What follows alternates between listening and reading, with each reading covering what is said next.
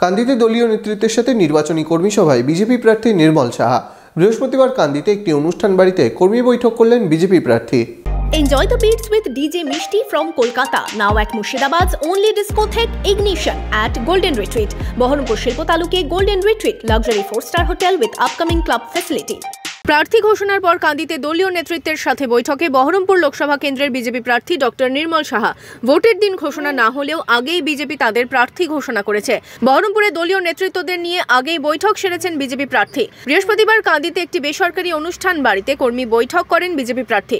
সাংগঠনিক জেলা নেতৃত্বের পাশাপাশি মণ্ডলের নেতৃত্বরা বৈঠকে অংশ নেন। ভোটের ময়দানে প্রথম হলেও কোনো কাজই কঠিন নয় বলেই দাবি বিজেপি প্রার্থীর। বহরমপুর মানুষের বিজেপির উপর একটা অভিমান ছিল যে বহরমপুরে কোনোদিনই ভূমিপুত্র এখানে প্রার্থী হয়নি, সেই জন্য এবারে আমাকে ভূমিপুত্র হিসেবে রাখা হয়েছে এবং আমি গর্বিত।